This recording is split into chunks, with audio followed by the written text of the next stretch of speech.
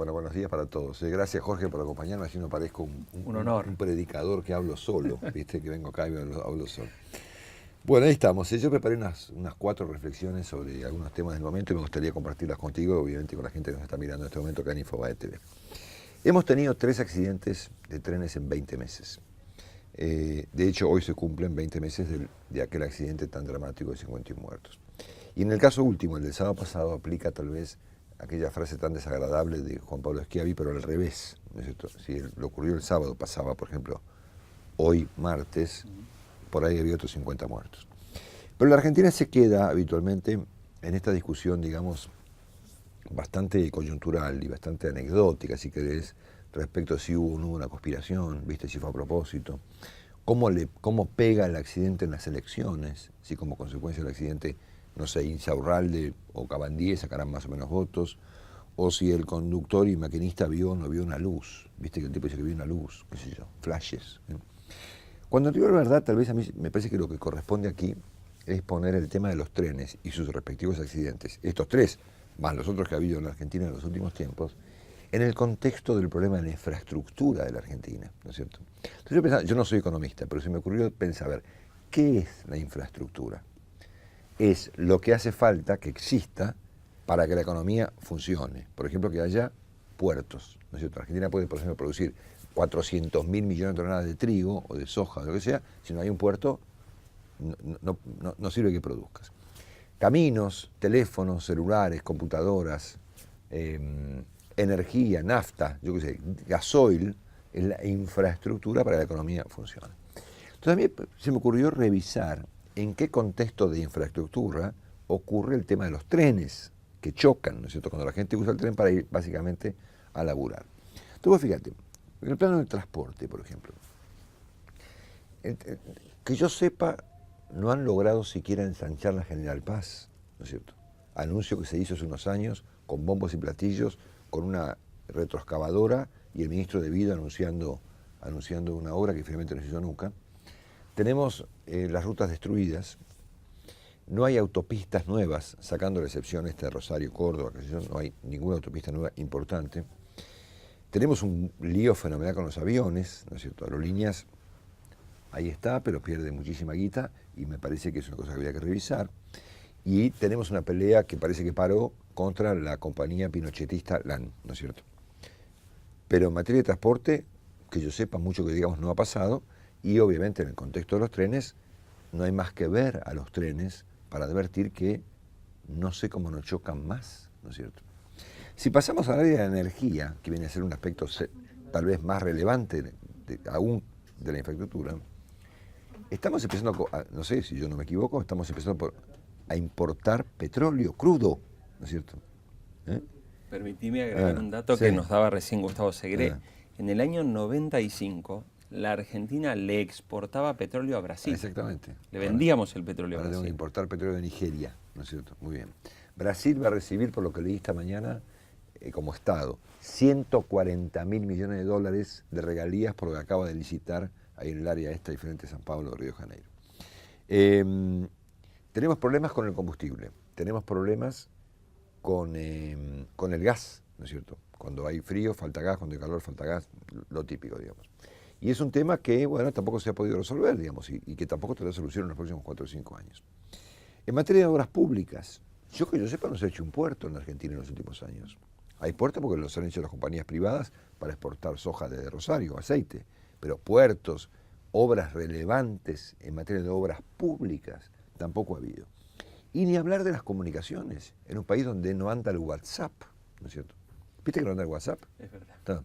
O sea, hemos llegado al extremo de que de todo el rango de la infraestructura no andan ni los trenes, ni el petróleo, ni la nafta, ni el gas, ni el combustible, ni las obras públicas, ni los puertos, ni las rutas, ni el WhatsApp, ¿no es cierto? Entonces, hasta hablar por... La frase, si vos escuchás una frase que yo más oigo en el día, por ahí te pasa a vos, es, tenés un fijo. Sí. Tenés un fijo, estás en un teléfono de línea porque los celulares no andan, ¿no es cierto? Entonces, todo el rango de la infraestructura de la Argentina está muy complicado y en este contexto están los trenes, que no son una excepción al contexto que depende de un pomposo ministerio cuyo nombre es Ministerio de Planificación Federal, Inversión Pública y Servicios, que maneja el ministro De Vido, que perdió el área de los trenes en manos del ministro Randazzo como consecuencia de lo ocurrido hoy hace 20 meses, ¿no es cierto? Y Randazzo, pobre, intenta resolver lo que encontró que es un desastre de inoperancia, de ideología y de corrupción, ¿no es cierto? Entonces yo me imagino que si esto pasó en los trenes, debe estar pasando con todo el resto del problema de infraestructura en Argentina, que es un desastre, ¿no es cierto? Entonces me da la impresión de que si yo fuese Cristina, si se me permite, lo primero que haría a la vuelta de su comparecencia es revisar qué ha pasado en estos años en el área que conduce el señor De Vido. Porque, repito, podemos entretenernos durante varios meses discutiendo si el maquinista ve o no ve luces, o si estaba o no estaba mareado, o si esto fue una conspiración, o si como consecuencia del choque de trenes o del accidente del otro día, Cabandier sacará un punto más o un punto menos. Pero esto no resuelve el problema, ¿no? Entonces me parece que si miramos a la infraestructura como eso que hace falta para que la economía se desenvuelva, que la gente pueda comunicarse por teléfono, pueda tomar una ruta y llegar, pueda usar una autopista, pueda haber rutas nuevas con camiones que transporten mercadería, estamos complicadísimos, ¿no es cierto? Porque eso tiene consecuencias en el ámbito de la economía argentina. Un asunto. Segundo asunto. Están pasando cosas desconocidas en Argentina en el ámbito de la violencia. Y yo pondría ya la palabra violencia reemplazando la palabra inseguridad, ¿no es cierto? Inseguridad hay en todas partes del mundo, hay umbrales que son difíciles de resolver, encontramos situaciones complicadas en todas partes, hasta en Uruguay, digamos. Así que, pero yo creo que ya estamos entrando en un estatus distinto. Y si vos mirás la cantidad de temas y cosas que han ocurrido en los últimos tiempos para acá, en diversos planos de la violencia, es para asombrarse. Y también hay un denominador común acá. Vos fíjate, empezando por lo de Bonfatti, por ejemplo, llevamos 3 semanas prácticamente después del atentado contra la Santa Fe, no hay un detenido, ni una pista, nada. Un episodio tal vez de los más graves que han ocurrido en Argentina en materia de violencia en los últimos 30 años. Hemos visto una agresión muy complicada que pudo haber terminado muy mal a Sergio Massa en medio de la campaña. Fue agredido el candidato Ángel Rosas en el Chaco. Hemos visto crímenes de bandas en villas de la ciudad de Buenos Aires hace 15 días. Pasa que los temas duran 15 minutos, pero esto ha pasado acá en la Villa 1, 11, 14. Hemos visto el otro día el espectáculo asombroso que mostró la barra de colegiales tomando prácticamente un barrio con dirigentes de la política metidos adentro de una especie de funeral que parecía una cosa colombiana, ¿no es cierto?, acá en Vicente López. Anoche, creo que fue anoche, unos 15 tipos le tiraron tiros a Milagro Sala, ¿no es cierto?, en la provincia de Jujuy, que ella responderá probablemente con otros tiros en los próximos minutos, o no. En Rosario tenemos 190 muertos, en la ciudad más próspera de la Argentina. Entonces yo pregunto, a ver, si en la ciudad más próspera de Argentina hay 190 muertos, esto es 4 veces más en un año de los que murieron en el accidente de 11 de hace 20 meses. Entonces, 190 muertos. ¿En qué quedó la teoría respecto de que la inclusión social y la economía resolvían el tema de la seguridad? Nada, obviamente. Rosario es la ciudad más próspera de la Argentina como consecuencia de la soja. Si uno se pone a mirar con detenimiento qué pasa en Rosario, te encontrarás con estas cosas. Por ejemplo, matan a un chico de 13 años, en plena calle, 13 años, porque llevaba la camiseta de Newell's. 2 tipos lo matan a tiros. El fin de semana hubo 2 muertos más, y si vos lees la historia, porque claro, uno ve los títulos y la noticia y no te pones a mirar. Entonces encontramos que un tipo fue asesinado, y la gente va y le incendia la casa al supuesto criminal. O no, le quemó la casa a alguien. Los diarios de hoy dicen, quemaron un búnker. Una cosa asombrosa, ¿no es cierto? Muy bien. En Santa Cruz hubo 2 incendios intencionales, ya no como consecuencia de los barras bravas, ni de los delincuentes, ni de la violencia política, sino por una cuestión sindical. Hubo un desacuerdo, hablé recién con el gobernador Peralta, me contó que además de casi le prenden fuego un edificio público que se lo prendieron el fin de semana, anoche casi quemaron un hospital. ¿Sabías eso? Que lo apagaron en el hospital de Río Gallegos. Pero el desacuerdo salarial entre el gobernador de la provincia y los sindicatos implica que le prenden fuego a un hospital. Bueno, Santa Cruz. Sigo. Lo ocurrido en La Boca, no tiene nombre. En La Boca un tipo, llamado Maxi, le tira una bomba molotov a una precaria vivienda del barrio de Barracas, ¿no es cierto? A un conventillo. Y mata a 2 chicos, ¿no es cierto? Al tal Maxi lo ajusticiaron el domingo a la noche, en La Boca, a las 10 de la noche. 2 autos, un C4 y un Volkswagen. Se bajan los tipos, lo agarraron a tiro, lo matan. Y se escapan.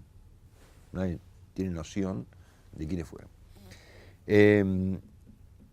Un caso ocurrido ayer el domingo a la noche en Hurlingham, ahí en Villa T6. Un señor empleado de una empresa de fabricación de detergentes se baja de su auto con su mujer y con su hijo, lo matan al tipo para robar el auto. Entonces, vos fíjate el rango, ¿no es cierto?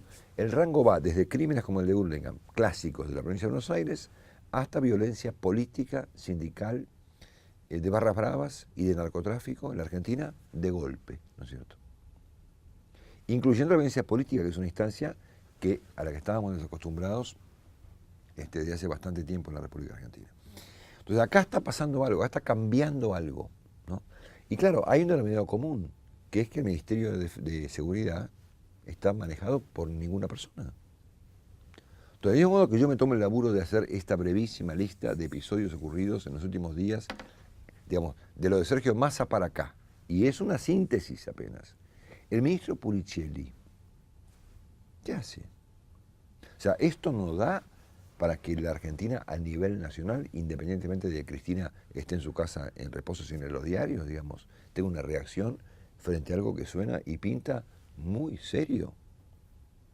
Porque incluye ya un rango muy grande de episodios de violencia. Desde balear a un gobernador hasta prender fuego a un hospital, matar a un chico de 13 años, o tirar bombas molotov en un conventillo, digamos. O sin ir más lejos, cuestiones de carácter cotidiano, una señora que se raya en un estacionamiento y le agarra tiro a un auto, ¿no es cierto? O una vecina que se enoja con no sé qué perro del vecino y mata a la vecina, ¿no es cierto?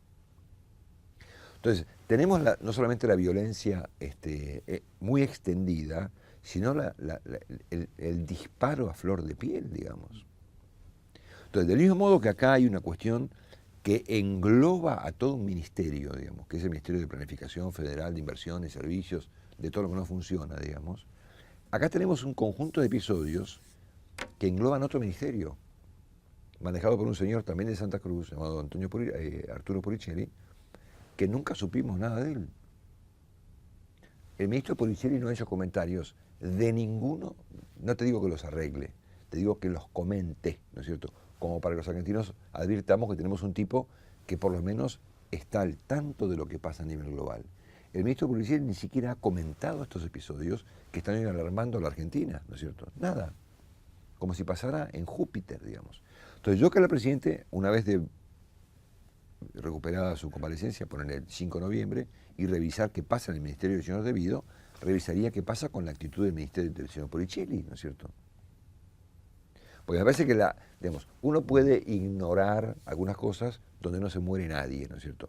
Pero acá tenemos una lista de muertos ya, muy importantes. Nos falta mucho para que un político termine siendo víctima de un episodio grave a este ritmo, ¿no es cierto? Muy bien. ¿Hasta acá estamos? Estamos muy bien. Bueno, muy bien. Mientras tanto, ¿ustedes saben qué es lo que están mirando la política? O sea, cuando vos hablas con los políticos, ¿sabes qué están mirando los políticos? A ver si adivinas. Es común, ¿eh? Es común. Sí. Hablé con un montón de ellos en los últimos días. Los políticos están mirando qué va a pasar en la segunda vuelta del 2015. O sea, dentro de 2 años. Y pico. Y pico. Entonces, y pico, ¿no es cierto? Y ya no están mirando siquiera qué va a pasar con la elección presidencial del 2015, sino lo que va a pasar en la segunda vuelta del 2015. Y he conversado con varios de los protagonistas de este momento político argentino, y finalmente cuando llegas al punto central de la discusión, se centra en ese punto, la segunda vuelta del 2015. Todos suponen, todos los presidenciables que van a surgir de un esquema que vamos a revisar ahora, están especulando con la segunda vuelta del 2015. Es decir, esto se discute en la política mientras esto pasa en la Argentina. No andan los teléfonos, chocan los trenes, no hay autopistas, no funciona nada, los transportes, un desastre, ni hablar de la economía. Obviamente la inseguridad, los crímenes, tiros, muertos, la política discute esto que te voy a contar ahora. Estamos claros que el domingo próximo va a pasar lo siguiente. En Mendoza van a Cobos, ¿no es cierto? En Córdoba va a ganar el partido que encabeza el señor de la Sota, con su candidato, el exgobernador Schiaretti, saldrá segundo en la Unión Cívica Radical y el gobierno queda en tercer lugar con la señora Escoto de candidata. En Santa Fe va a ocurrir lo mismo, con un switcheo de los protagonistas. Gana el socialismo, seguido por el PRO, con el señor Del Cel, y el candidato Obeid, ex gobernador de Santa Fe, actual candidato del oficialismo, va en tercer lugar. En la ciudad de Buenos Aires hay claramente un triunfo de Gabriela Michetti como senadora y se discute el segundo lugar del Senado por la minoría entre un Pino Solanas que parece más fortalecido hoy en día que el señor Daniel Filmus como consecuencia del tema de Cabandier o de lo que sea. Y en la provincia de Buenos Aires discuten cuál es la diferencia entre Massa e Insaurral, 17, 8, 9, 10, 11 o 12, ¿no es cierto? Y de esa diferencia yo pienso que es igual, 1 o 20 lo mismo, pero los políticos están haciendo experimentos respecto de la relevancia de la diferencia de votos. Bueno, estamos claros que después de esto surgen en principio dos candidatos por el peronismo, y digo en principio porque va a haber un tercero, o un cuarto, ¿no es cierto?, que son Scioli y Massa. Scioli que supone que al kirchnerismo hay que heredarlo, y Massa que supone que al kirchnerismo hay que vencerlo, digamos. ¿Son tan distintos Scioli y Massa? No.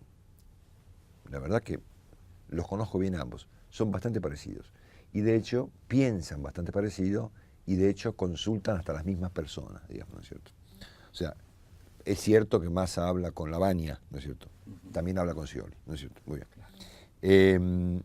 Acá la diferencia, digamos, está planteada más que en términos de ideas o de personajes, en términos de qué hacer con el gobierno, digamos. Si hay que heredarlo, acordando, digamos, o hay que romper todo. Y esta es la pregunta central, digamos, que finalmente explica esta preocupación por la segunda vuelta del 2015.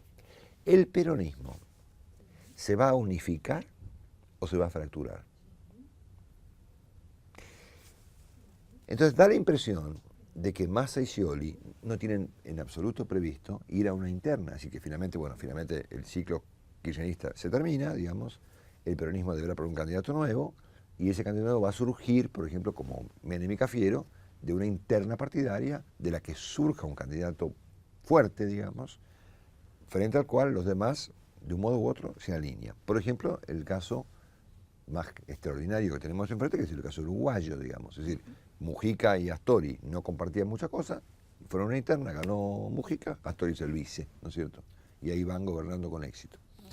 Entonces da la impresión de que, digamos, como consecuencia de que Massa no quiere o de lo que sea, digamos, la disputa política entre Massa y Scioli no va a ocurrir en la interna, sino en la elección presidencial del 2015.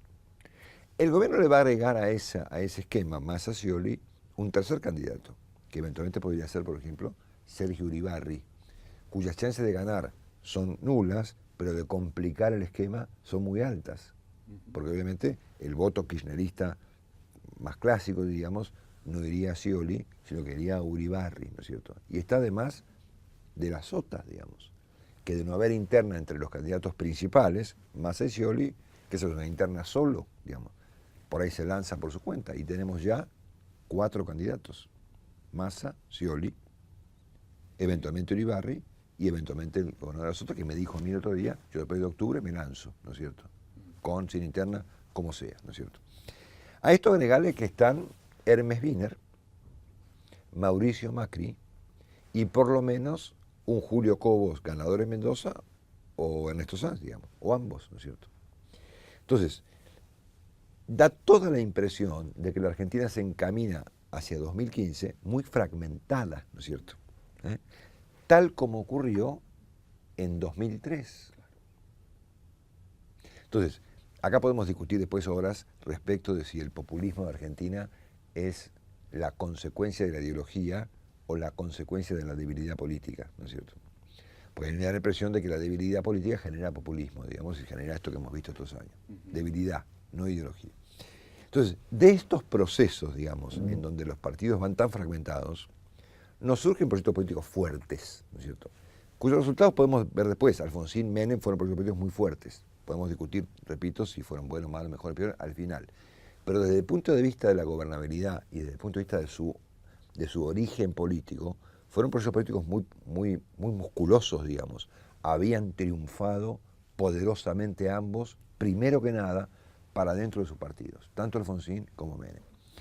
Este esquema empieza a parecerse mucho al esquema del 2003, donde el peronismo diseña un formato que pareciera deliberado para que nadie tenga poder, ¿no es cierto? Entonces, por esta razón, como consecuencia de que no hay ninguna manera aparentemente de acordar una interna de la que surja un candidato excluyente del peronismo, va a haber segunda vuelta, ¿no es cierto? Entonces, esto lo sabe Scioli, esto lo sabe Massa, esto lo sabe el gobierno, que eventualmente pondrá Insaurralde, esto lo sabe De la Sota, lo sabe Wiener, lo sabe Cobos, y el que más lo sabe Macri, ¿no es cierto? O sea, en esta fractura del peronismo, todos cuelan, ¿no es cierto? Porque obviamente en segunda pues hay cuela cualquiera, digamos. Entonces, por esta razón, mientras en la Argentina estamos discutiendo temas tan graves, digamos, o sea, infraestructura y violencia, ¿no es cierto? Son los dos grandes temas del momento, digamos. La política argentina está mirando no la elección del domingo, ni siquiera la elección presidencial de 2015, sino la segunda vuelta. A ver quién es el nuevo Kirchner, no el nuevo Alfonsín, digamos, ¿no es cierto? ¿Entendés? Y O eso sea, no el generaría... nuevo tipo que llega con 20 y pico de los votos eventualmente y que tendrá que hacer fuerte como sea. ¿Me decías? Claro. No, la pregunta es si eso no nos vuelve a sentar en otra vez un modelo populista ante un eventual candidato débil que surja de una... Es decir, que Argentina nuevamente pierda oportunidades. No me cabe la menor duda. No me cabe la menor duda. Porque a ver, acá podemos, esto es una cuestión muy, muy teórica, digamos, pero ¿cuánta ideología real hay detrás de los Kirchner, digamos? El proceso argentino 2003-2015 se va a explicar por la ideología. O sea, ¿ha sido Néstor Kirchner realmente un ideólogo? Yo lo conocí, no tanto, pero por encima del promedio, digamos. Yo no encontré en Kirchner un tipo... A ver, uno iba a la casa de Alfonsín y se encontraba con la biblioteca del libro de Gramsci, ¿no es cierto? Ahí, bueno, ahí había ideología, ¿no es cierto? Buena, mala, no importa, mejor, peor, útil, inútil, pero había un proceso ideológico en la formación, ponerle del caso de Alfonsín, por ejemplo. En el caso de Menem, o en el caso de Kirchner, digamos, hay una adaptación fantástica a las circunstancias y al contexto, digamos, pero ideología cero. Y en el caso de Cristina me parece que menos, ¿no es cierto? Entonces me da la impresión de que en un país que no logra construir una arquitectura política sólida, digamos, y que se llega al poder un poco de casualidad, como llegaron de la Rúa, Duhalde e inclusive el propio Kirchner, y a este paso, eventualmente, el próximo presidente, que será el resultado de semejante fragmentación. Vengo de discutir con Francisco Narváez en la radio, ¿no es cierto?, sobre sus diferencias con Massa, por ejemplo, ¿no es cierto? Yo tengo muchas más diferencias con personas con las que estoy todos los días, bomba, ¿entendés? Claro. Entonces la política no tiene forma de acordar, básicamente nada, ¿no es cierto? Por cuestiones menores. En el caso de Francisco me dice, por ejemplo, que no confía en Massa. ¿Y por qué no confía en Massa? Y no confía en Massa porque Massa una vez defendió al INDEC en el Congreso y fue el que fue jefe de Cristina. Y Massa no confía en Francisco porque una vez Francisco no sé qué hizo. Es amigo de Scioli. ¿Entendés? Entonces, las diferencias reales entre Scioli, Massa, Narváez, Macri, Felipe, son muy menores, ¿no es cierto? Son anecdóticas, si querés. Son casi, diría yo, una excusa para la fragmentación. Entonces, de estos procesos muy fragmentados surgen instancias de gobernabilidad débiles, ¿no es cierto?, que son reemplazadas ¿cómo? Con la tapa del diario de hoy. El gobierno se queda con el 74% de los impuestos. ¿Entendés? Es una forma de gobernar. Es decir, cuando vos no tenés consensos, arquitectura política, aparato, digamos, lealtades partidarias, ideas, lo reemplazás ¿cómo? Con guita, digamos. Y eso se traduce como en que el Estado se ha quedado finalmente con el 70 y pico por ciento de los impuestos, reparte apenas el 26, y ahí en fila, ¿entendés? A vos sí, a vos no, no. Es un modo de ejercer el poder, digamos, bastante precario, rudimentario y primitivo, pero es el que tenemos, ¿no es cierto? Así que me parece que esto más o menos explica, digamos, por qué razón hoy en día los dirigentes políticos más relevantes están mirando la instancia de la segunda vuelta de 2015. A ver quién entra primero y quién es segundo. Porque el primero tal vez le pase lo de Menem y al segundo pero le pasa lo de Kirchner, ¿no es cierto? Que con tal de ir contra el primero, se le juntan todos. Parece mentira, pero estamos en esto. Repetimos. Muy bien. Finalmente, mientras tanto, entre 2013 y 2015, ¿qué hacemos? Porque estas cosas son difíciles de resolver, la política está mirando para cualquier otro lado, digamos, y tenemos 2 años por delante muy complicados. Entonces aprendí de mi amigo el profesor de Pablo que hay que distinguir claramente entre el plano de lo posible y el plano de lo probable, ¿no es cierto? Entonces, posible es posible cualquier cosa. Por ejemplo, como mucha gente supone hoy en día, que la Presidenta de la República, retomado el poder a partir del mes de noviembre, y habiendo atravesado la cuestión electoral, digamos, en Olivos, digamos, sin que los médicos le permitan mirar la televisión, se entrenará que por ahí pierde, qué sé yo. Hay gente que supone que la Presidenta va a encarar algunos temas de improlijamiento económico por necesidad, por dejar un país más ordenado, por lo que sea. Por ejemplo, que va a intentar conseguir dólares por las buenas, viste que es un poco lo que se habla, digamos, que va a tratar de moderar la emisión para bajar un poco la inflación, que habrá eventualmente algún desdoblamiento cambiario, que puede haber cambios en el equipo económico, que quieren recortar subsidios, igual que en 2009, digamos en 2011, o en 2000, siempre quieren, nunca lo hacen. Entonces acá yo pensaba en esta idea de Pablo, en el plano de lo posible y lo probable. Posible es, todo esto es perfectamente posible, ¿no es cierto? Y hasta sería, además de posible, sería deseable, ¿no es cierto? Lo que es poco probable. Entonces, en el plano de lo posible, la Argentina está alucinada, digamos, imaginativa, esperando una reaparición de una Cristina sensata, ¿no es cierto? Que advierta que esto no da para mucho más, digamos, y que hay que encarar cuestiones porque no hay más remedio, ¿no es cierto? Por ejemplo, el cepo, por ejemplo, la inflación, los subsidios o el arreglo con los acreedores de afuera para conseguir algún dólar por las buenas y no por las malas. Yo lo veo como posible, es perfectamente posible. No te cuento lo deseable que es. Ahora, probable, lo vemos. Los antecedentes no son muy alentadores. Lo vemos. Así que bueno, dicho lo cual, me retiro. Jorge, gracias por no hacerme sentir tan solito acá. Nos vemos la próxima. Sí, el martes señor. Próximo, como siempre, eso de las 11:15. Sí, más o menos. Salgo de la radio y me vengo para acá. Y viene para acá. Gracias, Jorge. Por favor, gracias a vos, Marcelo.